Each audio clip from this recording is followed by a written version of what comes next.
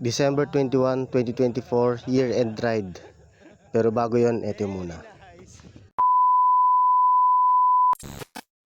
Nagpapasalamat nga pala kami sa SWAT na nagpara sa amin sa close ban na to para makarating kaagad sa Bangbang. Yun kasi napag-usapan meet up place sa 7-Eleven Bangbang. Manggagaling yung isang kasama namin sa Naglian, Isabela pa. Tapos yung isang tropa manggagaling naman ng Solano lang. Pagkatapos ng kulang 3 oras, nakarating na rin kami dito sa may 7-Eleven Bangbang mismo at dito na rin namin aantayin yung dalawang kasama namin. Eto nga pala yung day 1 ng bikepacking adventure namin sa Cordillera. Kasama natin dito si Mako, Raymart, JD, at syempre si Serben ng Team Apok. At syempre sasama naman tayo ni Papi Dick. At kung sakali man na mapanood mo to, baka naman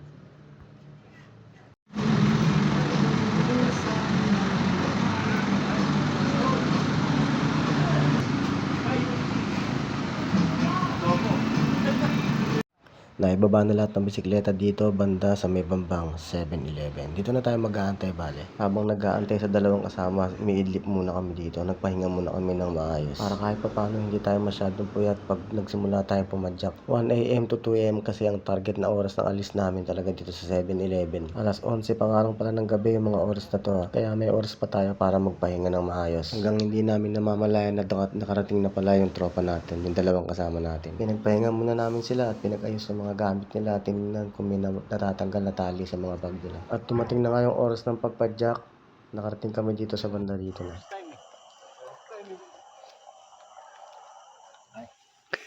Nakita. Liwanagan natin. Mama ko, ilabas mo na ang ating ang turotot mong ibinagusaroon. Nakita. Pwede kang magtama. Ayan. Latbang Elementary School. Pinakamalayo punta namin.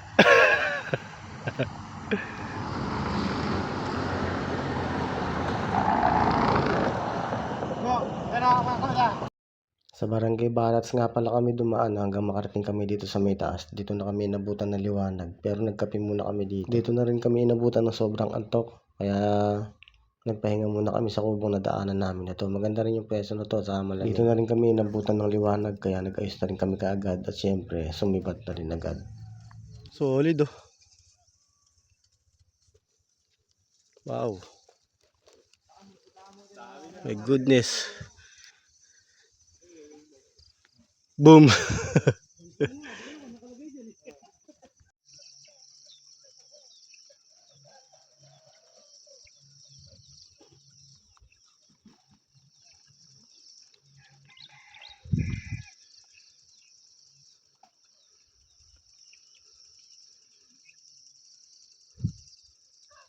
Pagdating namin sa lugar na to, grabe, napakaganda. Nagulat din kami oh.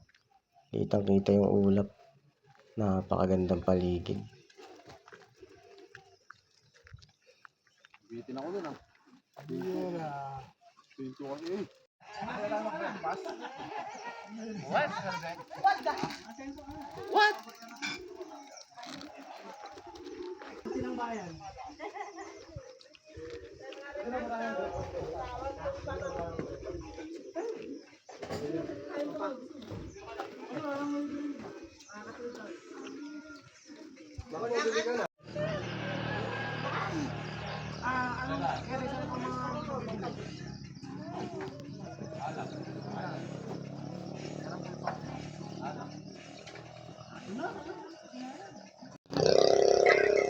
Marco, tumatalab na.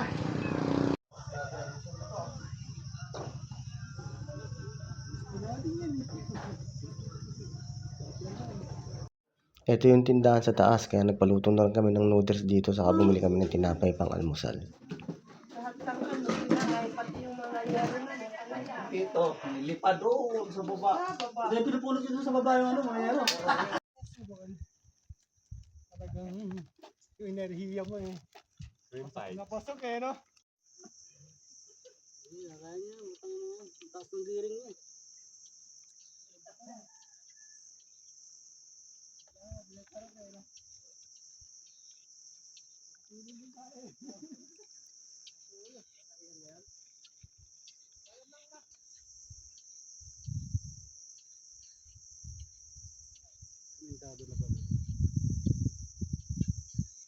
Tatalpik sa mukha mo yan mamaya.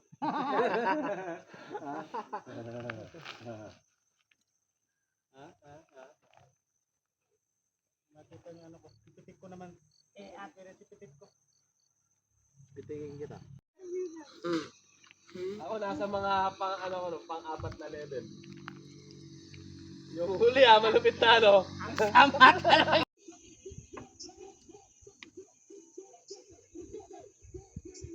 Daloy na naman ng gawin kita.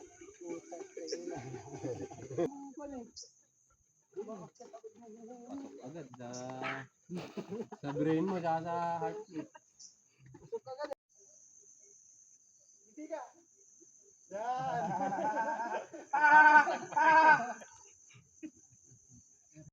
Patrolling man lang saan eh. Yeah, mauna ka.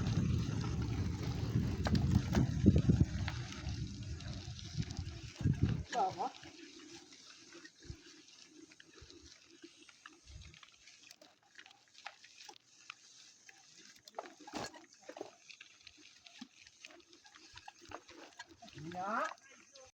Sa ganda ng lugar, talaga mapapahinto ka rin dito para mag-picture-picture. Ganda.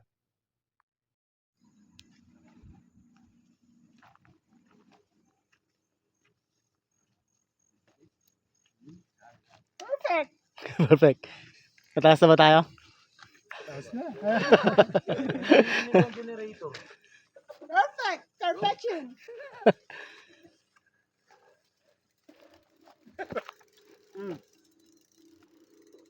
Ikaw din, bawal.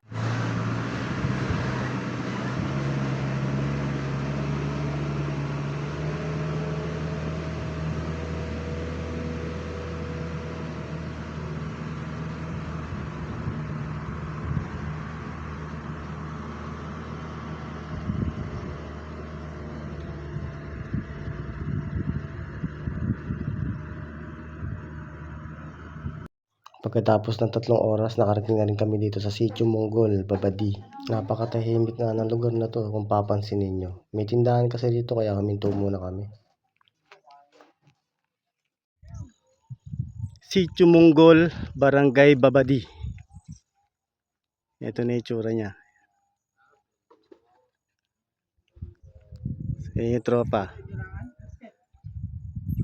Tapos sa bandang kaliwa, ganito na yung makikita mo.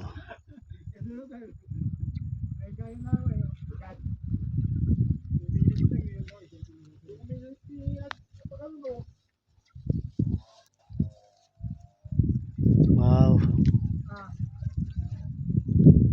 Napakaganda mo. Dito na kami nagsaing para sa tanghalian namin. Tapos iinitin namin yung ulam namin dalang adobo. May dala kasi isang tropa na 3 kilong karne na may kasamang manok, adobo. Yun talaga yung sinadyang dalhin para hindi masira. Siyempre pag ganitong mga ride, kailangan natin ng karne sa katawan. Kailangan natin kumain ng karne. Kaya yan ang dinala. SYMTMX. Bilib lang kayo dyan.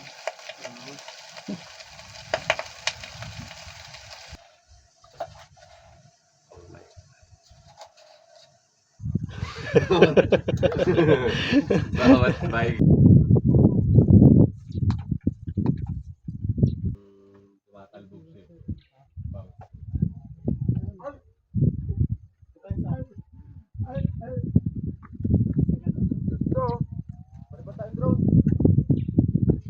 Pagkatapos nga namin kumain, ito, diretso ulit tayo. Puro ahon to padyak ahon ulit tayo.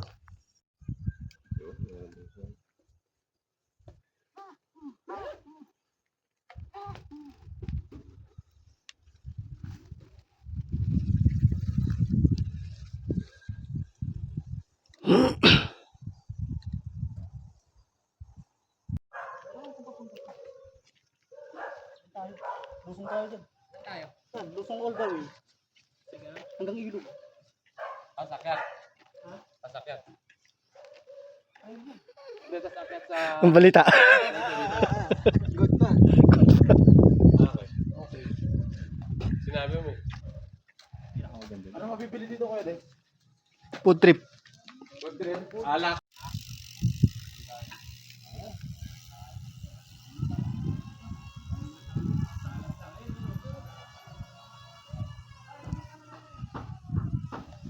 Bibili daw sila, oh. Ayun ang gulay.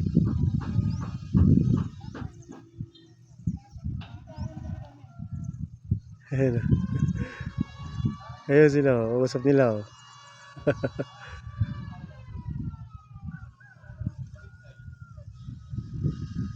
Ayun, kinakausap nila yun, mga nasa baba na yan. Bibili daw silang gulay.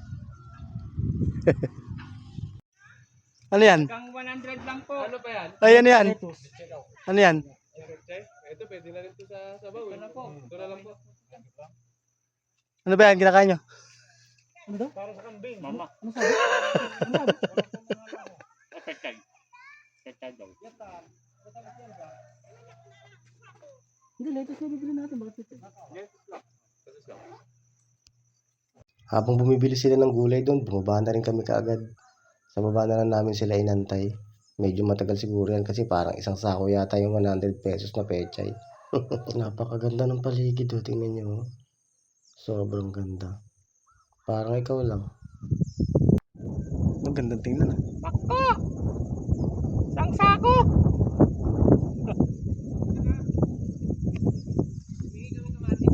Ha? Ay! Perfect. Perfect.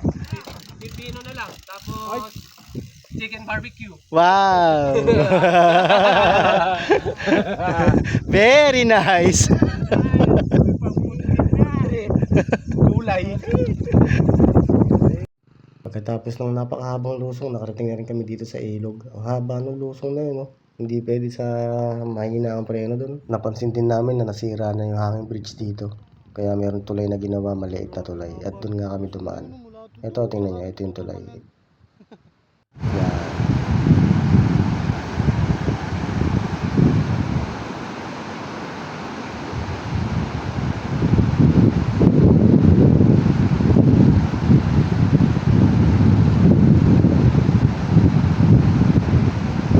Tatawid, tapos dito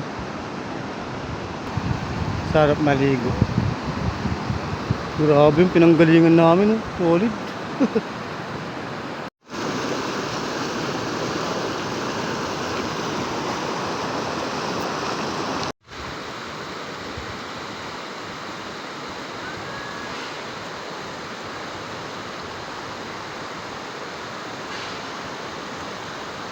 Master! Oh!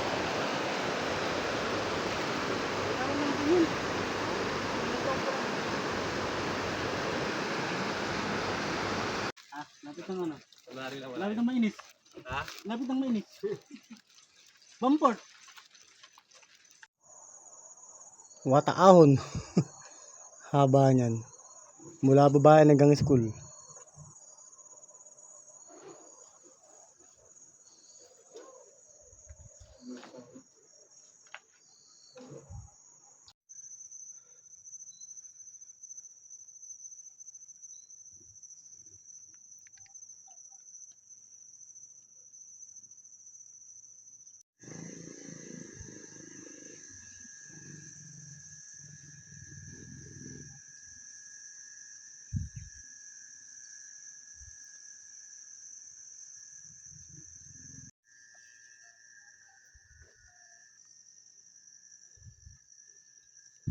Grabe naman yan.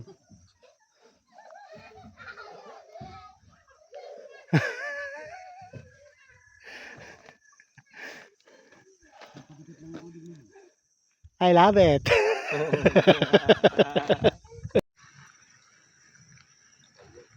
Wataahon. Banayad naman dito. Oh my God, wataulap. Wataulap. Pagkatapos nga pala ng matitinding ahon na nalampasan namin, nakarating na rin kami dito sa Latbang Elementary School. Bali dito kami mag-i-stay, mag-overnight. Dito kami magpapahinga. Grabe nga yung mga dinaanan namin na ahon na yun. Ang kukunat, ang tataas. Puro dawol yung mga ahon. Tapos maputik pa dahil sa sama ng panahon ngayon. Tingnan nyo yung school nila, iikutin natin. Ipapakita ko sa inyo. Ayan o. Maliit lang siya pero napakaganda. Ayan o. Wow. Napakatahimik.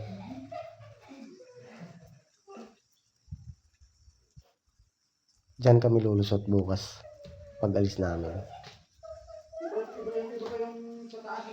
Yan yung mga bike nila.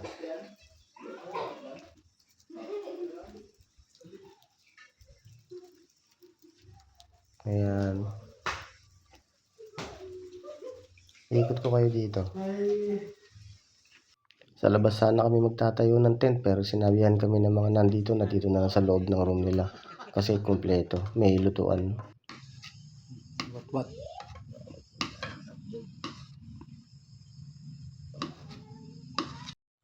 Bali, nagsayang na nga pala ako ng mga oras na to at pinindot ko na rin yung adobong natira.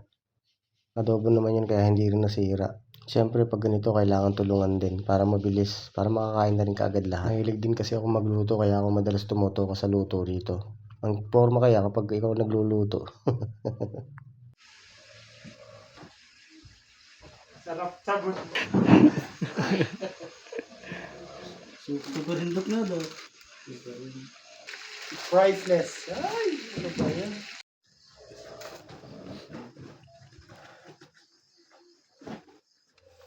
Wala kang damit? Apat lang. Meron. Pero, pag back up ko ngayon, akala ko kasi... Eh, damit ako extra niya. Gabi tayo yung kanya. Saan na ka naman tayo? Okay, kasi. Ito.